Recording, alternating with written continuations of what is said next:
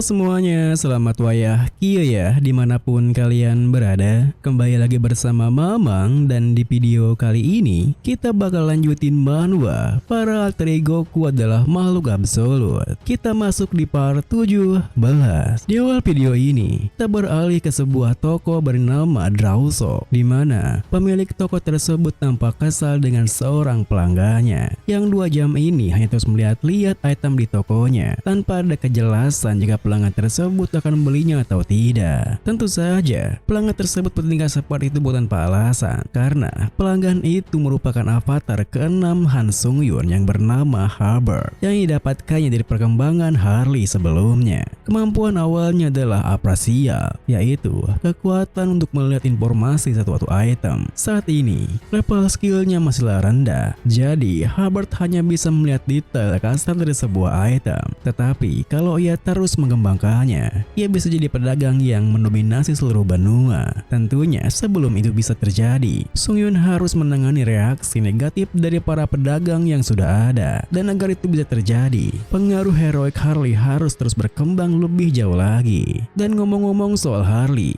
sibanya ia di Pegunungan Utara, Harley sama sekali tak mendiamkan tubuhnya, di mana ia terus berburu dan berburu lagi. Hingga akhirnya ia menemukan pembuat owner terbesar di gunung tersebut, yang mana merupakan seekor beruang hitam besar. Tetapi meski besarnya beruang hitam tersebut hampir 2 kali lipat dari tubuhnya, Harley sama sekali tak gentar untuk menantangnya. Hingga pergumulan di antara mereka berdua pun segera berlangsung tak lama setelah mereka saling bertukar pandang.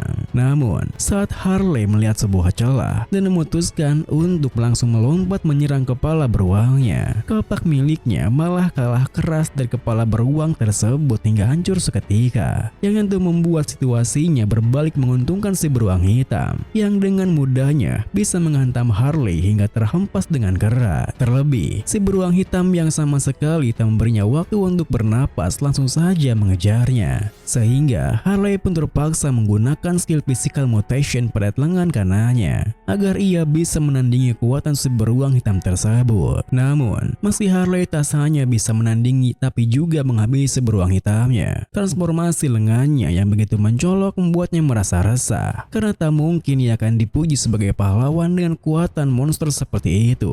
Hal itu pun membuatnya penasaran apakah tak ada cara untuk menggunakan vitalitas monster tanpa mengubah tubuhnya. Oleh karena itu, Harley yang terberikan sebuah cara pun langsung mencobanya, di mana ia membayangkan hanya menarik kekuatan energinya dan bukan transformasinya. Seketika itu juga Harley pun memenuhi syarat dan mendapatkan pencerahan hingga memperoleh skill baru bernama Bio Aura, di mana skill tersebut mampu mengeluarkan energi monsternya tanpa harus mentransformasi tubuhnya. Akan tetapi, baru saja Harley merasa senang karena mendapatkan kemampuan yang terasa manusiawi, situasinya malah sama sekali tak mendukungnya karena kemunculan seekor monster ogre raksasa tepat di belakangnya. Terlebih, tepat setelah Harley menyadari keberadaannya, ogre raksasa itu tersebut langsung saja menginjaknya seperti seekor semut. Tentu saja Harley sendiri tak hanya tinggal diam, malahan ia merasa bersemangat karena bisa langsung menguji kemampuan barunya.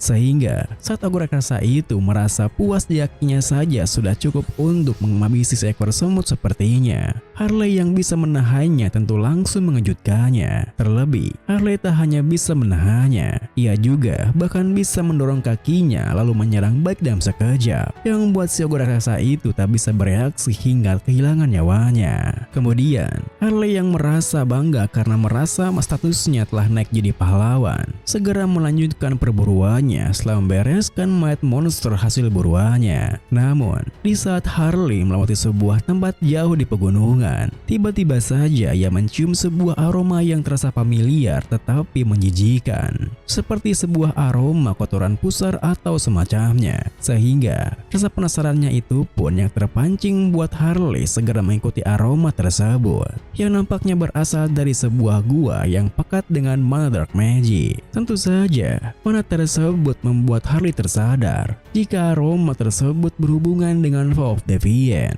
Terlebih, meski ia tak tahu urusan jahat apa apa yang mereka lakukan di tempat terpencil ini. Harley sudah bisa menebak apa yang akan direncanakan oleh para bajingan seperti mereka, yang tentu membuatnya ingin segera mencabut akar-akar busuk tersebut. Lalu, sementara Harley sendirian menyerbu gua persembunyian Paw of the Fiend, Harley sendiri nampaknya tengah menemani Saintes Riestar menjamu Tuan Reverie di kuil suci Agung Roselia, di mana saat Saintes Riestar berbasa-basi dengan Tuan Reverie, pikiran Harley terfokus pada sekutu baru untuk kekesatriaan, yang mana bukanlah elf biasa, melainkan High Elf dari kerajaan elf dari benua Enamel, sebuah kerajaan elf yang menyembah pohon dunia. Mereka menyembah Tuhan yang berbeda. Pasukan ksatria suci yang agung dan kerajaan elf telah lama mengikuti satu sama lain dan mempertahankan hubungan yang stabil. Bagaimanapun juga, menyadari suatu eksistensi dan memilih apa yang akan diyakini adalah dua hal yang berbeda. Dan karena High Elf adalah kelas penguasa di kerajaan elf, kalau salah satu dari mereka datang ke sana, Henrik yang penasaran pun bertanya-tanya, apa itu artinya mereka berniat untuk menemukan Hans menggunakan kekuatan pohon dunia. Meskipun begitu, Henrik malah merasa takjub akan sesuatu yang sama sekali tak berhubungan dengan hal itu. Dan sesuatu itu adalah mata Tuan Reverie yang memiliki pupil mata berbentuk seperti bintang. Terlebih, tepat saat Henrik terus memperhatikan matanya, tiba-tiba saja Tuan Reverie mengatakan jika sepertinya matanya itu memang benar-benar menarik perhatian.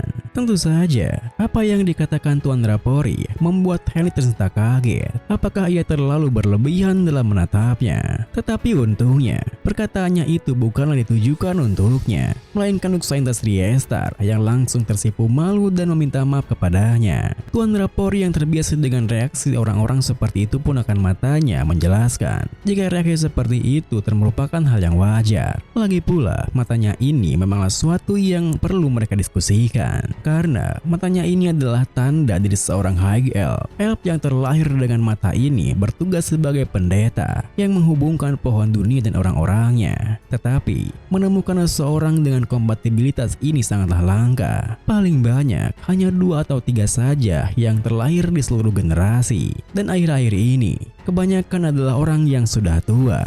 Jadi, kelahiran elf yang baru adalah suatu yang sangat pihaknya perlukan. Mendengar penjelasannya, Saintes Riestar yang bisa memahami maksudnya pun bertanya, apakah itu berarti bantuan darurat yang Tuan Reverie perlukan terkait dengan situasi tersebut? Tentu saja, Tuan Reverie yang memang berniat begitu pun langsung mengiyakannya, karena wahyu ilahi telah turun belum lama ini, yang mana anak dengan kualifikasi yang sesuai telah lahir di benua Aion. Tetapi, anak itu ditangkap oleh pemburu budak dan dijual sebagai tumbal pada penyihir hitam. Oleh karena itu, pihaknya pun ingin meminta bantuan pasukan ksatria suci untuk menemukan anak itu, yang telah dipastikan oleh pihaknya dibawa ke suatu tempat pedalaman di area pegunungan utara, sebuah tempat berbahaya dan jauh dari jamahan manusia. Lalu, untuk mempermudah pencarian mereka nantinya, Tuan Reverie juga membagikan informasi penampilan anak tersebut, di mana karena matanya masih belum bangkit, anak itu pun masih terlihat seperti elf biasanya. Dalam standar manusia, anak itu terlihat seperti dalam usia pertengahan remaja. Warna rambutnya adalah hijau muda